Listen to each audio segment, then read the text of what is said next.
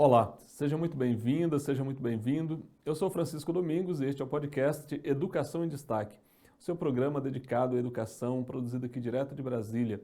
O podcast Educação em Destaque é uma produção de Destaque 61, assessoria e consultoria em educação e comunicação, e tem o apoio das seguintes entidades: o ATENS, Sindicato Nacional, que é o Sindicato Nacional dos Técnicos de Nível Superior das IFES. Temos também o apoio do PROIFES Federação de Sindicatos de Professores e Professoras de Instituições Federais de Ensino Superior e de Ensino Básico, Técnico e Tecnológico. Temos ainda o apoio do SIMPRO-DF, o Sindicato dos Professores da Rede Pública aqui do Distrito Federal. Temos o apoio também da CNTE, a Confederação Nacional dos Trabalhadores em Educação.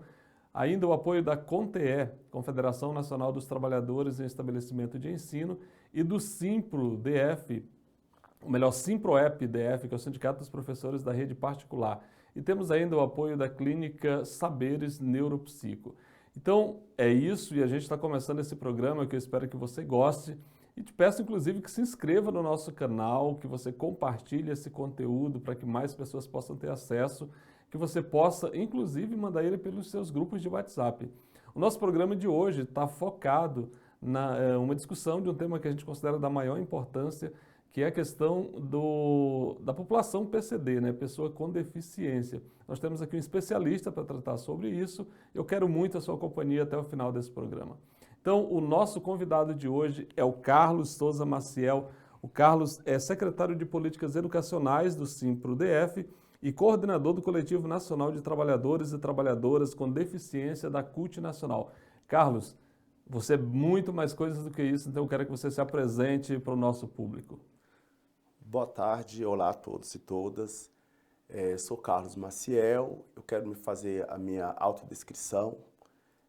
Sou um homem negro, tenho 1,72 m, calvo, estou vestido com uma calça azul, uma camisa clara com pintas vermelhas.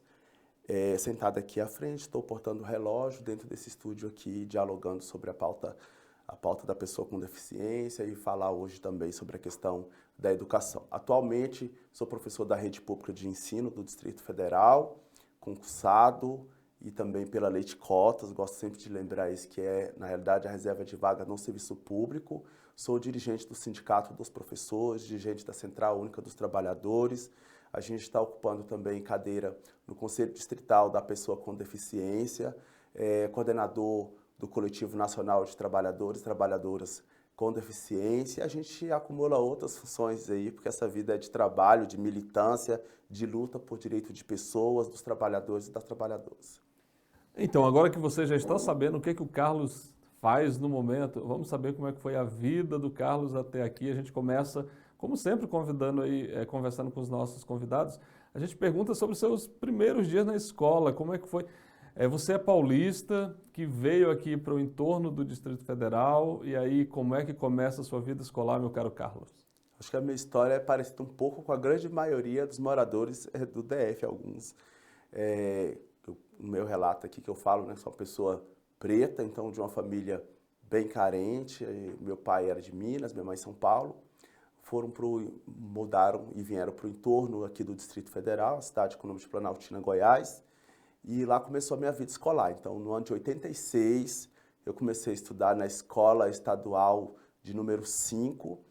E aí tinha aquele projeto de educação integral que estava começando no estado de Goiás.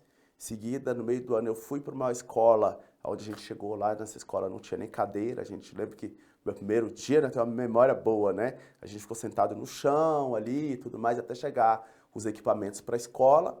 e ali se deu a minha vida escolar. Então, eu estudei todo o ensino fundamental, alfabetização e também o ensino médio nessa mesma escola, que a segunda escola, que era o Centro Integrado de Educação Modelo, lá do Goiás. E onde também eu fiz o curso normal, né, para ser professor. Em seguida, eu continuei os estudos. Então, você é uma pessoa com deficiência auditiva. Como é que foi isso na escola? Porque a gente sabe que o processo de inclusão na educação brasileira, ele ainda está acontecendo, na verdade, não é uma coisa consolidada. Como é que foi isso ali nos seus primeiros anos? Verdade, o processo de inclusão é recente, né? Mesmo tendo já alguns anos, começou aí com a discussão no governo Lula das legislações que vieram a abarcar a educação inclusiva, que a gente vivia um cenário de segregação no país, onde as pessoas com deficiência, a ideia era que tinha que ficar em casa, ou que era inválido, que não conseguiria de forma alguma se inserir na sociedade, e a luta do movimento fez com que isso mudasse. E eu, quando criança, eu tinha uma baixa audição, mas ainda não era considerado pessoa com deficiência, e com o passar do tempo essa audição foi diminuindo mais. E aí eu cheguei no patamar onde eu preciso usar aparelho auditivo, onde eu preciso fazer leitura labial, onde eu preciso de alguns recursos de acessibilidade para poder conviver melhor e, no caso, a gente fala que é retirar essas barreiras, né? A pessoa com deficiência, ela pode viver, trabalhar, estar onde ela quiser, desde que as barreiras que existem na sociedade sejam retiradas. Então, enquanto criança, eu tinha uma baixa audição e essa deficiência ela veio ocorrer de fato da adolescência para a idade adulta. A gente sabe que qualquer deficiência na escola acaba sendo um gatilho ali para o bullying. Eu gostaria que você falasse se você viveu alguma experiência de bullying relacionada a essa questão da deficiência. Então, a gente vive, são preconceitos, a gente vive a questão da discriminação e do capacitismo também, que a pessoa com deficiência, o capacitismo que é uma forma de preconceito contra as pessoas com deficiência. Então, assim, uma vez que alguém fala com você, você tem uma deficiência auditiva e você não consegue ouvir, ou se você ouviu, porque essa deficiência auditiva ela se manifesta de diversas formas, aí alguém vai falar assim, ele não é surdo não, ele, tá vendo, ele ouve, ou oferece dinheiro que ele vai ouvir. Então são essas coisas que acontecem, né, que é do preconceito, é uma coisa que é muito agressiva com a pessoa, ou com o cego, ou com a pessoa que usa uma prótese, órtese ou cadeira de rodas. Então tem sim na escola. Nos últimos anos, os professores, a educação, os diversos projetos têm feito essa abordagem para que isso diminua, para que essa pessoa com deficiência ela possa estar no espaço e as pessoas entenderem. Primeiro que a gente nunca sabe, principalmente aquelas pessoas que não nasceram com deficiência, quando que você vai ter uma deficiência, ou se você pode ter uma deficiência. E só depois desse momento que as pessoas começam a entender e ver que o mundo ele é um mundo para todos e não tem necessidade de ter preconceito ou de tratar de forma diferente ou achar que uma pessoa, por ter uma deficiência, ele é incompetente, incapaz ou impotente para fazer algo. Então, e o Carlos é um exemplo claro disso, porque ele fez 3 graduações. O Carlos é formado em letras, o Carlos é formado em pedagogia e também em artes. Carlos, e aí? Por que esse leque aparentemente amplo, mas que todos dialogam com uma questão essencial, que é a educação, e a gente está aqui falando de educação. Então, como é que foi fazer essa experiência de cursar 3 graduações e depois isso ser levado para a sua atividade profissional? Então, eu comecei na realidade no curso de normal, né? Que a gente era um curso técnico que preparava os professores para lecionar, para poder estar. Foi a primeira ideia quando o Brasil ainda vivia aquele momento onde não tinha formação superior para todos os profissionais que fossem trabalhar. E aí, com a nova legislação, com a LDB 9394/96, teve essa mudança com a exigência, aí, na grande maioria dos planos de carreira, de que os professores tivessem formação superior, licenciatura, para poder atuar nas escolas. Então, eu comecei pelo curso de letras, achava interessante, porque o português é uma coisa que é uma matéria muito difícil para todos, com as 10 classes gramaticais, com a literatura, com tudo. E aí eu me apaixonei por estudar e fazer licenciatura. Aí eu falei, então vamos de letras.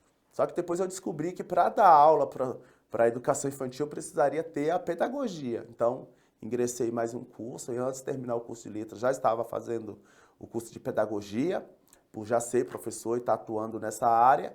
E em seguida eu fui agraciado por um dos programas do governo federal, que era mais uma formação em artes, que eu fiz artes cênicas na Universidade de Brasília, onde eu me formei também professor de artes. Então, assim, uma coisa foi casando com a outra e hoje eu consigo juntar tudo e dar uma boa aula, trabalhar com o meu aluno com essa gama aí de formação que a gente fez ao longo do tempo. Nessa experiência que você teve aí das graduações, você chegou a atuar no movimento estudantil, descobriu esse movimento, fez parte dele? Como é que foi essa relação com o movimento estudantil na universidade?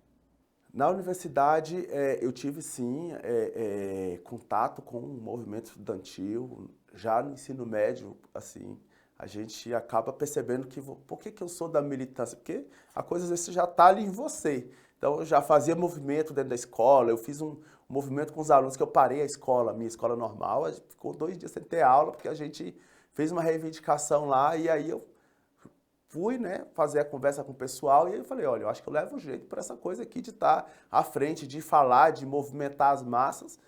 E aí foi onde começou, no ensino médio. E na universidade a gente participou das discussões no movimento estudantil também. E a gente entende da importância que é, porque a formação política começa ali.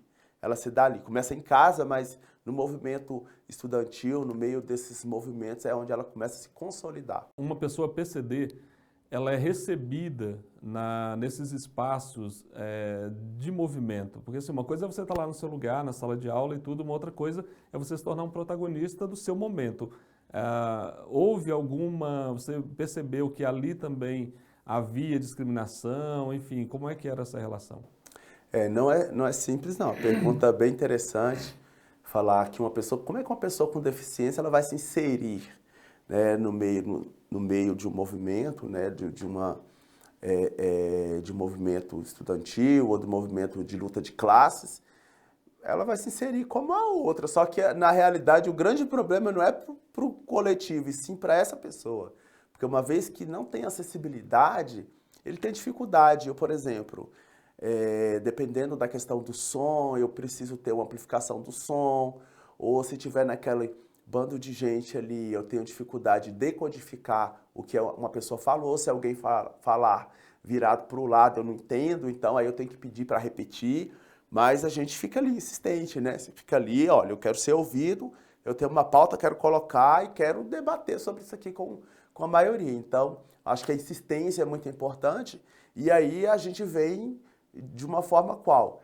Solicitando que a acessibilidade seja colocada nos espaços. Para quê? Para que mais pessoas possam participar e que a deficiência da qual as pessoas possam ter não seja um fator limitador para que essa pessoa possa participar e conviver na sociedade da melhor forma possível.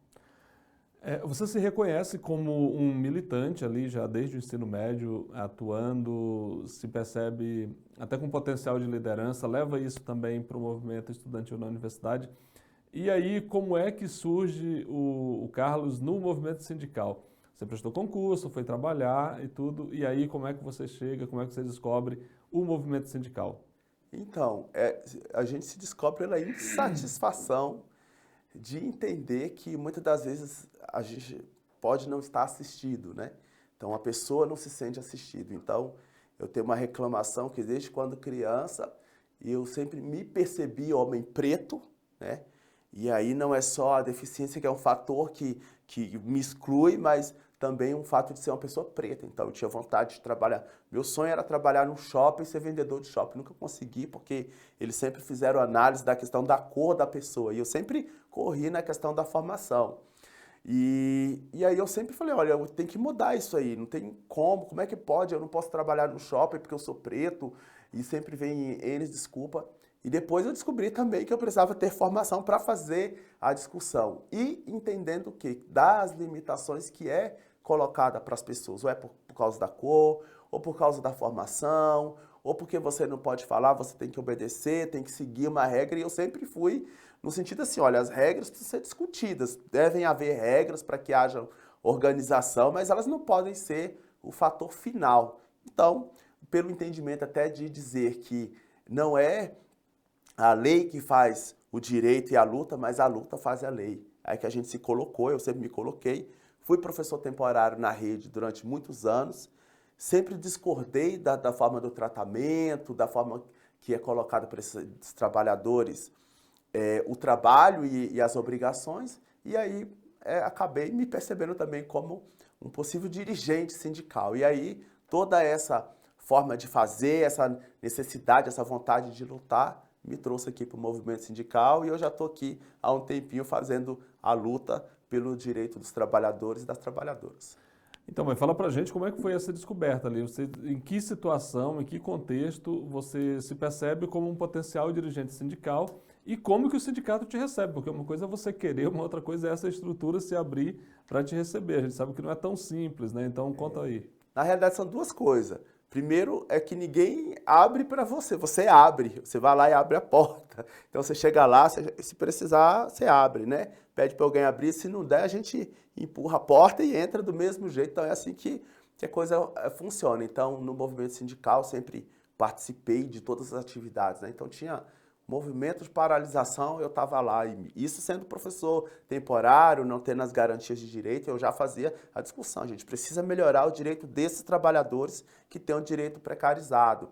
E aí, depois, logo que eu me efetivei, eu fui chamar, olha, tem um lugar para você aqui, porque você é o cara que está fazendo a luta aí desde sempre. E aí a gente foi construindo, então construindo a discussão do direito do professor temporário, construindo a discussão do direito da pessoa com deficiência. Então já entrei no sindicato com essa responsabilidade. Os trabalhadores com deficiência não se sentiam assistidos. Olha, falta acessibilidade, o sindicato não tem acessibilidade, não dialoga com a gente. Tem uma coisa que a gente costuma dizer que é o lugar de fala, aquele que sente a dor e sabe o que passa aquele que está reclamando. Então, eu fui me encaixando aí, o homem preto, o homem com deficiência, a pessoa com trabalho precarizado, e aí eu vim para o movimento sindical para tentar lutar e melhorar por essas condições. Então foi assim que eu me inseri, não foi a porta, ela não, em tese não se abriu. Claro que o movimento sindical é o espaço de luta e de fala, mas é o espaço também de disputa. E a gente foi lá, fez a disputa e chegou até aqui. Em que medida você percebe que o trabalho que você desenvolve enquanto dirigente sindical e uma pessoa com deficiência tem melhorado as condições de trabalho de outros colegas também com deficiência? Primeira coisa, o exemplo de fazer a discussão, que você chega com pautas como essa que eu coloquei aqui, tendo que mudar, inclusive, o ambiente, tendo que mudar as pessoas, porque existe uma acessibilidade quando a gente fala de inclusão, porque a inclusão, quando a gente faz a discussão, é dizer o quê? Que a sociedade precisa estar acessível para receber todas as pessoas, mas tem uma acessibilidade que muitas das vezes ela não é só a acessibilidade da mobília, da arquitetônica, né, tecnológica, ela é a acessibilidade atitudinal. Então, eu tive que fazer muita discussão e falar, olha, o que atende as pessoas com deficiência não é só ter uma lei de cotas ou de reserva de vagas no espaço do trabalho que vai resolver, não. Porque não adianta eu pegar uma pessoa com deficiência, ou uma pessoa cega, ou uma pessoa surda, ou com deficiência intelectual, dizer que ele foi contemplado no concurso público, sendo que não é dado as condições de acessibilidade e que as pessoas entendam que aquela pessoa ali ele não é um coitado, que ele não está ali se fazendo de vítima. Então, isso foi um processo. Então, eu já cheguei no sindicato fazendo essa discussão. Olha, a gente precisa mudar a forma de pensar, porque a acessibilidade vai além das cadeiras, das paredes e das rampas. A gente precisa também mudar a nossa forma de pensar. Então, foi dessa forma. Então, já no sindicato, a gente fez uma mudança lá na estrutura da página do sindicato, na estrutura física, nas assembleias, tornando as assembleias totalmente acessível, tornando o sindicato totalmente acessível, com materiais acessíveis. Então, hoje, as nossas matérias de imprensa são acessíveis, a mensagem que o professor recebe no celular já vai com acessibilidade, já vai com intérprete de Libras lá interpretando aquela matéria, com todos os recursos possíveis. E isso foi feito por meio de uma discussão ao longo dos tempos lá. E aí também enfrentando, às vezes, a resistência, que alguns acham que está demais, que não tem que fazer, mas com o tempo tudo mudou e hoje o Sindicato dos Professores do Distrito Federal graças ao nosso trabalho, também o trabalho da diretoria colegiada, que entendeu essa demanda e essa importância, é o sindicato mais acessível do Brasil.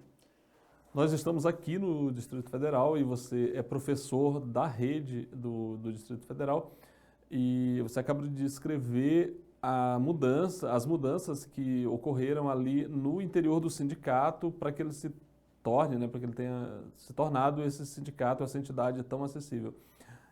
Eu pergunto em relação à estrutura do governo aqui do Distrito Federal, quais são as condições que ele oferece hoje para um servidor que tem deficiência?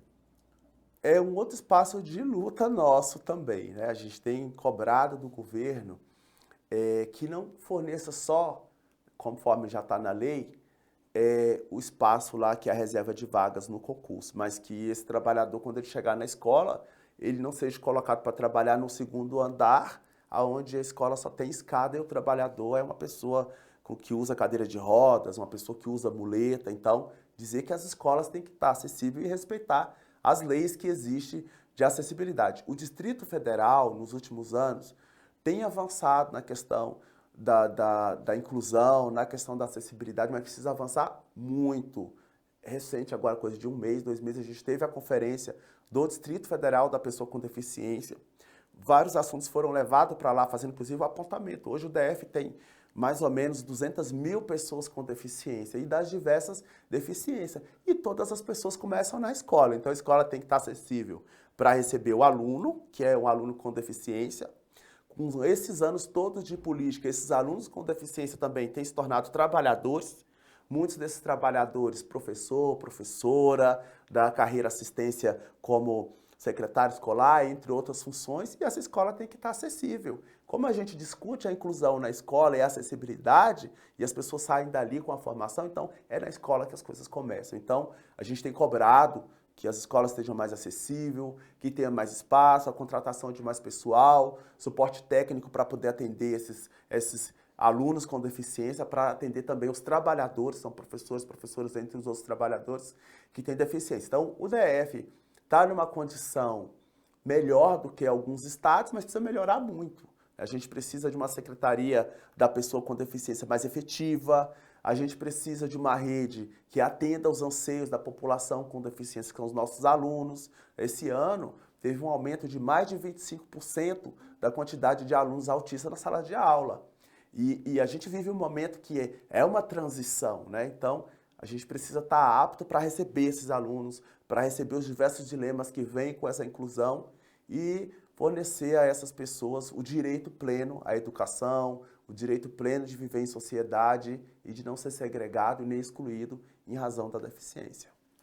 Do ponto de vista do governo federal, é claro que a luta ela é ampla, não é? Você luta para que lá no sindicato você tenha condições de acessibilidade, você luta para que no seu local de trabalho você tenha condição de acessibilidade, mas isso que acontece lá acaba sendo muito reflexo do que é feito no plano nacional, né? No plano federal. Sejam as leis apresentadas ali, discutidas no Congresso e tudo. Como é que você vê a atuação do governo federal, desse governo atual, o governo do presidente Lula, nesse terceiro mandato, nessa discussão sobre os problemas da pessoa com deficiência? Eu quero pedir permissão para você para falar um pouquinho, dar só uma pincelada no governo anterior, antes da gente chegar aqui no governo Lula, que a gente não pode esquecer. A gente teve um governo que tratava a pessoa com deficiência com descaso, a ponto do ministro da Educação falar que a criança com deficiência na sala de aula atrapalha. Muito ruim isso. Um governo que deixou de implementar as legislações que tratam de acessibilidade no cinema. Um governo que estava caçando de todas as formas, por meio do parlamento, de descumprir a lei de cotas, que é uma lei com mais de 35 anos. E aí, na contramão, a gente retoma novamente com um governo popular e democrático, fazendo uma discussão totalmente diferente. Vale lembrar que o Brasil é signatário da Convenção da ONU, que fala sobre as pessoas com deficiência. Inclusive, há 2 semanas atrás, a gente estava na ONU fazendo a discussão sobre a questão da inclusão, do trabalho para a pessoa com deficiência.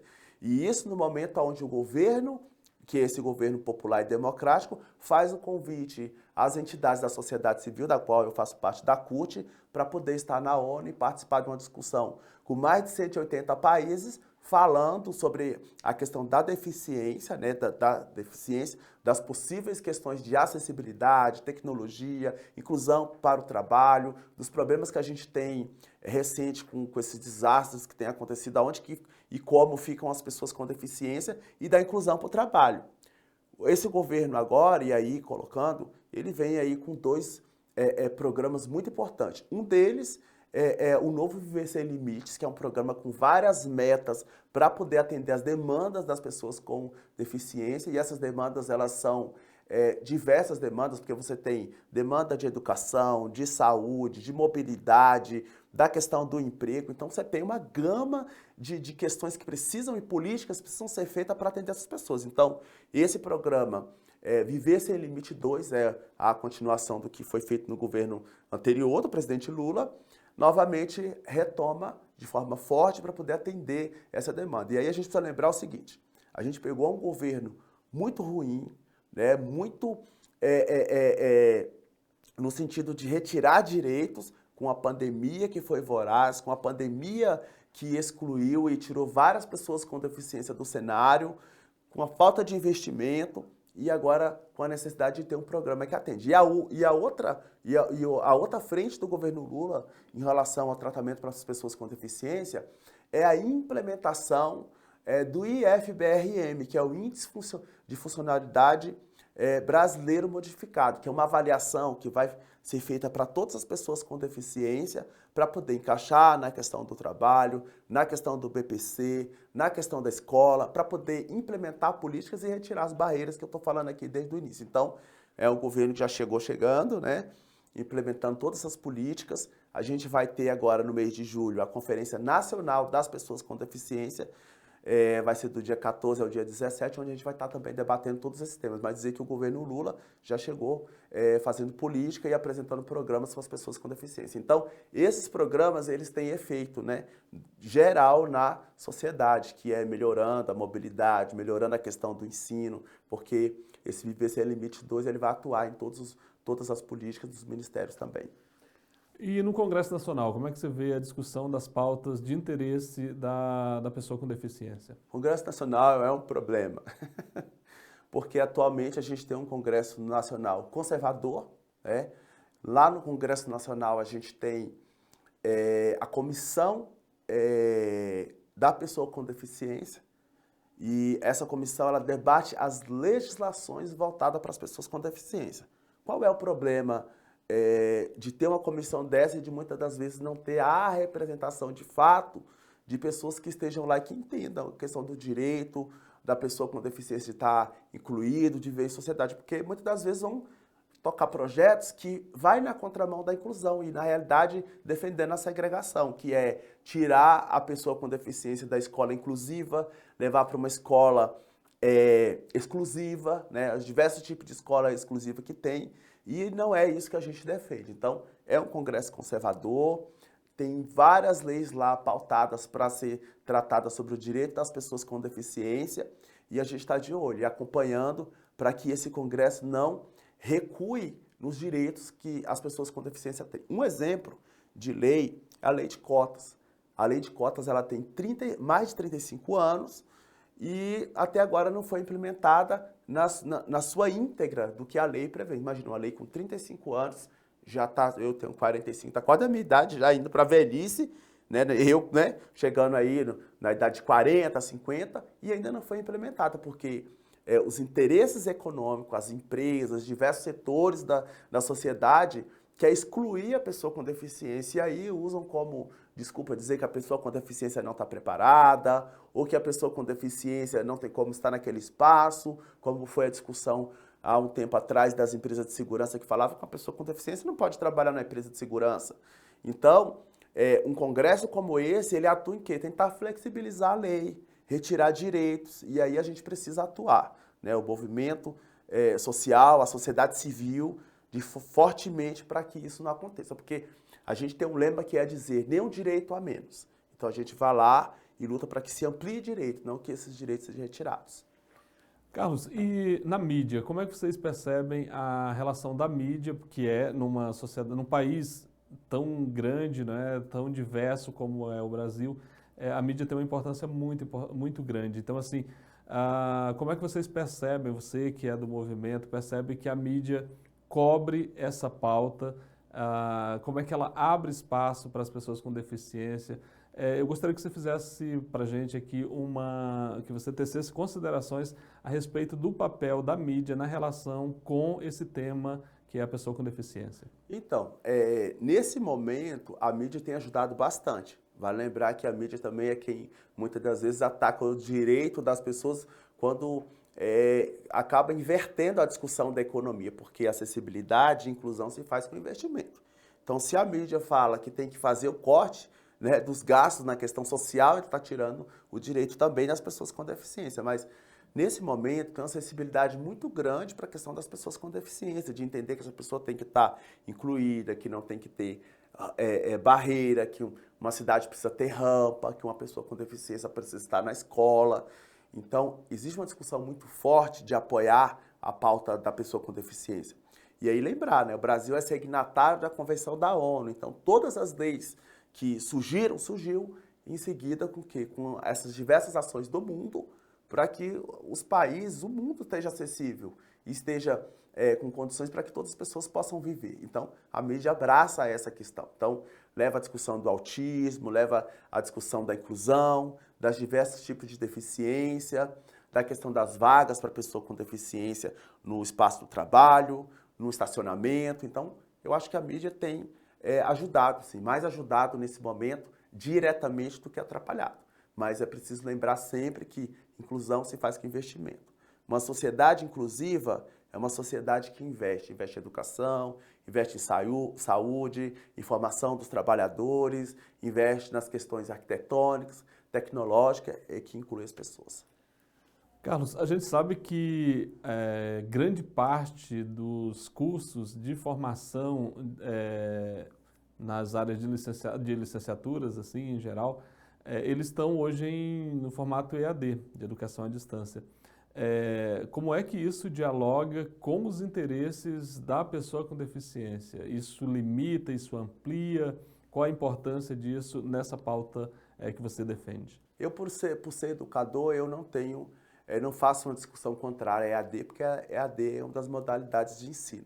Uma EAD bem feita, bem organizada, planejada, ela vai ter acessibilidade, ela vai atender a pessoa com deficiência. O que não pode ocorrer é que nem no curso EAD, nem no curso presencial, esse curso seja ofertado sem ter acessibilidade. Então, a gente acredita, e aí assim, existem diversas deficiências, a gente precisa entender e dizer o seguinte, pode ser que tenha alguma pessoa com deficiência, e quando eu falo, sempre a gente vai lembrar de pessoas e não da deficiência primeiro, que aonde ela estiver tem que ter acessibilidade. Então, se ele fizer o curso em EAD e ele puder fazer esse curso e não tiver prejuízo, que seja esse curso acessível para ele. Caso contrário, que seja ofertado os espaços, conforme já é hoje, as universidades ofertando cotas, ofertando espaços nas diversas áreas de formação, para que as pessoas com deficiência estejam incluídas. Então, não vejo como problema a EAD, eu vejo como problema a falta de acessibilidade. E aí, tanto a EAD como nos cursos presenciais. Recentemente você esteve, então, na ONU, representando o Brasil nesse debate também. Eu gostaria que você falasse aqui para a nossa audiência, como é que está esse debate no mundo, esse debate sobre o direito da pessoa com deficiência de acessar todos os espaços, enfim, de viver plenamente. O debate está bem avançado, né? Eu participei da 17ª COSP, né? Que é a conferência dos países partes da Convenção da ONU, né? Que fez essa convenção que tratou sobre o direito das pessoas com deficiência. O debate está a todo vapor. Então, foram 3 temas colocados para discussão. O primeiro era a questão da acessibilidade, e aí falando da troca de tecnologia, porque tem país que está mais avançado na tecnologia, outros estão menos, e aí a gente fazer essa troca de tecnologia. Então, o Brasil, lá com a secretária nacional da pessoa com deficiência, muito bem representado, fez a discussão com todos os países, inclusive foi feita uma eleição lá, onde o Brasil vai ocupar uma cadeira num dos conselhos da ONU que trata esse tema da pessoa com deficiência. O segundo tema que discutiu foi sobre essa questão dos desastres que estão acontecendo, essa mudança, né, que acontece na natureza, e isso muitas das vezes afeta as pessoas com deficiência. Então, a exemplo, a gente tem aqui o Rio Grande do Sul, a gente tem a Covid que eu falei agora, recente. Então, como é que a gente pode atuar, como é que o direito pode atuar para essas pessoas? Então, esse foi um dos outros debates. E o último é porque a gente sempre dialoga educação, saúde, entre outros, mas todo mundo termina na discussão do trabalho, porque todo mundo quer estar incluído. Tem uma questão que é também do capital, né? Então, finalizou com o trabalho. Como é que essas pessoas com deficiência podem estar incluídas, tendo um trabalho digno e que dê condições de inclusão e de vivência? Então, foi o outro tema do debate, que inclusive é o tema onde a CUT entra fortemente, né, defendendo a inclusão das pessoas no espaço de trabalho. E aí, então, assim, a discussão está bem avançada no mundo inteiro. E aí eu fiquei observando, né, a quantidade de acessibilidade naquele país, em Nova York, como que é lá o local. Então, muitos carros acessíveis, com uma quantidade de táxis acessível muito grande, de Uber, né? E aqui a gente, no Brasil, precisa melhorar um pouco sobre isso, né? Brasília, por exemplo, precisa ter mais veículos acessíveis. Quando a gente faz uma conferência, um evento, falta veículos acessíveis. E a gente precisa discutir essas políticas. Então, assim, o mundo está avançado e estar nessa atividade e participar nos dá elemento para poder continuar discutindo e dizer que é possível ter direito e é possível estar incluído. Carlos, eu gostaria que você falasse para o nosso público de alguma coisa que você considera muito importante que eu deixei de te perguntar relacionada a essa pauta. Olha só, a gente fez aqui um panorama falando num contexto geral sobre os direitos da pessoa com deficiência. Eu acho que uma coisa que deveria ser colocado, e a gente sempre lembrar o seguinte, o que eu falei aqui, que inclusão se faz com investimento. Então, como é que eu vou incluir as pessoas? A gente precisa, em primeiro ponto, ter investimento e mudança da cultura das pessoas. Então, as pessoas precisam entender, olha, eu tenho que ver que aquela pessoa que está ali, ele pode estar em qualquer lugar que ele quiser. Ele pode viver, ele pode casar, ele pode ter filho. Uma mulher cadeirante, ela pode ter filho. E isso acontece o quê? Com a mudança de atitude da sociedade. Uma sociedade que entende que essa acessibilidade atitudinal é importante, ela inclui. E, em seguida, a questão de investir. Porque aí vai precisar das diversas acessibilidades para atender as pessoas. E aí a gente vem com a questão da educação, que hoje é muito forte. O país precisa investir mais em educação. E quando investe em educação, precisa investir numa educação inclusiva, que inclua as pessoas. Então, num contexto geral, acho que é mais ou menos isso. Então, que a gente precisa sempre lembrar que para incluir pessoas, a gente precisa mudar de atitude e investir para que essas pessoas estejam incluídas. Para mudar de atitude, é importante a leitura, é importante assistir a um bom filme, é importante assistir a uma boa série. E para a gente encerrar, então, a nossa conversa aqui, eu gostaria que o Carlos sugerisse aqui para esse final de semana uma leitura ou uma série que ele considera que vale a pena você se dedicar um pouquinho para assistir, ou mesmo um filme. Então, Carlos, dá uma dica aí para o nosso público. Existem vários filmes, vários livros que vai tratar o tema da pessoa com deficiência e filmes e livros maravilhosos que vão tratar os diversos tipos de deficiência, as formas de ver, né, de conviver, dessas pessoas viverem em sociedade. Eu diria que, como um exemplo, uma dica, é o Bom Doutor, né, que passa aí, é uma série de TV que passa na TV aberta, mas tem também disponível nos canais fechados, que trata de uma pessoa que é um homem, que é uma pessoa com deficiência, ele tem um autismo, e as pessoas muitas das vezes desacreditam, porque falam assim, ó, ele tem uma deficiência, ele não tem capacidade de ser um médico, e ele é um médico excelente, é um médico bem ranqueado, e que inclusive descobre diversas doenças, que trata os pacientes, que tem uma forma diferente de tratar. E essa série ela fala também das questões dele, dos dilemas que uma pessoa com deficiência tem de viver, né, de estar vivendo na sociedade, por exemplo. Dependendo da questão do autista, ele vai ter várias questões que precisam ser respeitadas, então a gente precisa conhecer.